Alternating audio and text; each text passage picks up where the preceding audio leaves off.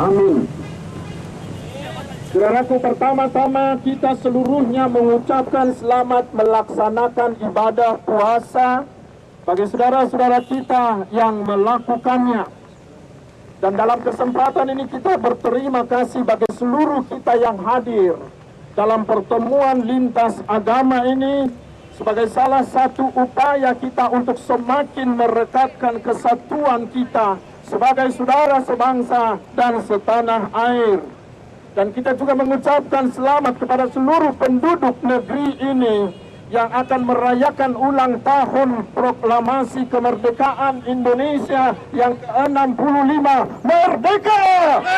Merdeka! Merdeka!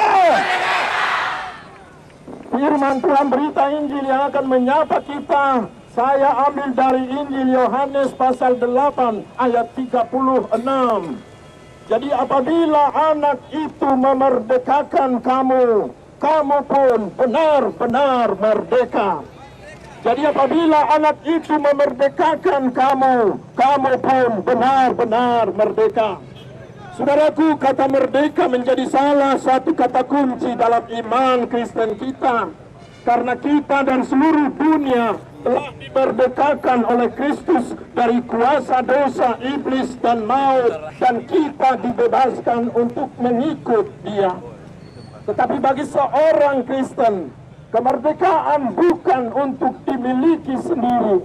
Setiap Kristen yang telah dimerdekakan oleh Kristus wajib memerdekakan semua orang dan semua makhluk. Kita dimerdekakan untuk memerdekakan. Saudaraku, karena di sekeliling kita masih banyak orang yang teraniaya, yang terpasung kemerdekaannya, maka gereja harus keluar dari rutinitasnya. Dan kita di sini bersama-sama dengan semua elemen bangsa memperjuangkan kebebasan dan kemerdekaan untuk melakukan ibadah bagi seluruh rakyat Indonesia. Sekali lagi, bagi seluruh rakyat Indonesia, apapun agamanya, apapun sukunya, apapun pendidikannya, dan dimanapun mereka berada di seluruh persada tanah air ini. Kita di sini bukan hanya untuk HKBP, bukan hanya untuk orang Kristen, tapi untuk seluruh penduduk negeri ini. Karena kemerdekaan itu adalah hak segala bangsa, hak segala suku, hak segala agama, seluruh kelompok dan seluruh strata. Karena itu, saudaraku, kita di sini bukan mau menjatuhkan siapa-siapa, tidak. Kita bukan untuk membubar, kita di sini bukan untuk meminta membubarkan organisasi masyarakat manapun, tidak. Dan kita tidak mau meminta untuk menghukum siapapun, karena itu adalah tugas pemerintah kita, itu adalah tugas negara. Tetapi kita di sini karena kecintaan kita kepada bangsa ini, kecintaan kita kepada Bapak Presiden sebagai pengemban amanat rakyat. Untuk itu kita akan menyampaikan aspirasi kita dengan santun. Kita tetap kritis, tetapi dengan rasa hormat. Karena kita adalah murid-murid Tuhan Yesus. Amin.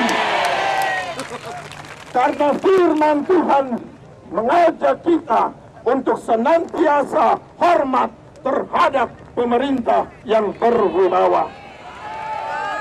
Dan hari ulang tahun proklamasi kemerdekaan Republik Indonesia ini adalah sebuah momentum untuk membantu dan untuk mengingatkan Bapak Presiden agar tetap teguh dalam melaksanakan Pancasila dan Undang-Undang Dasar 45 yang menjamin kebebasan dan kemerdekaan melakukan ibadah bagi seluruh rakyat Indonesia. Saudaraku, pemerintah adalah pemerintah yang gagal bila kebebasan melaksanakan ibadah belum menjadi kenyataan sepenuhnya. Kita ingin mengingatkan agar Bapak Presiden dan seluruh rakyat Indonesia, siapapun dia dan dimanapun berada, benar-benar menyadari bahwa kita adalah rakyat Indonesia. Kita bukan penumpang gelap, kita bukan pendatang, kita bukan pengungsi, kita bukan warga negara kelas 2 atau kelas 3.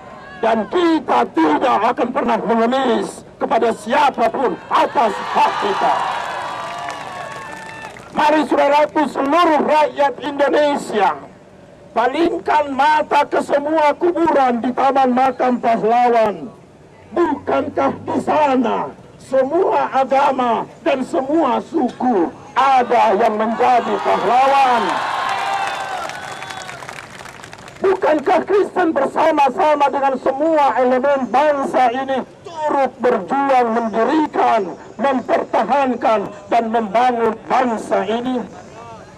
Bila demikian, apakah layak atau apakah harus dibiarkan bila masih ada penghalangan, penghambatan, atau kekerasan bagi kita yang melakukan ibadah dan berdoa kepada Tuhan kita?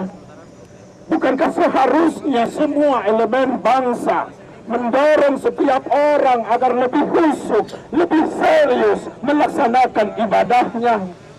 Dan terutama, bukankah melakukan ibadah tersebut merupakan hak asasi manusia yang paling hakiki?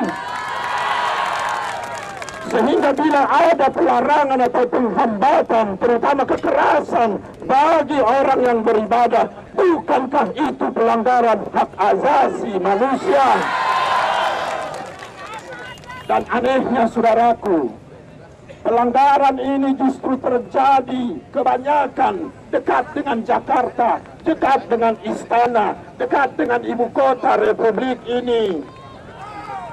Di kampung saya di Balige, di Tapanuli, 99% warganya beragama Kristen. Sudah ratusan tahun di sana, penganut agama manapun, suku manapun, tidak pernah diusir.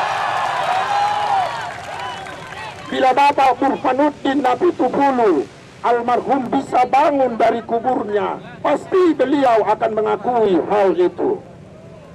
Tetapi kok di Jabodetabek, ibu kota negara, tempat pengambilan keputusan, kok ada pelanggaran dan kekerasan?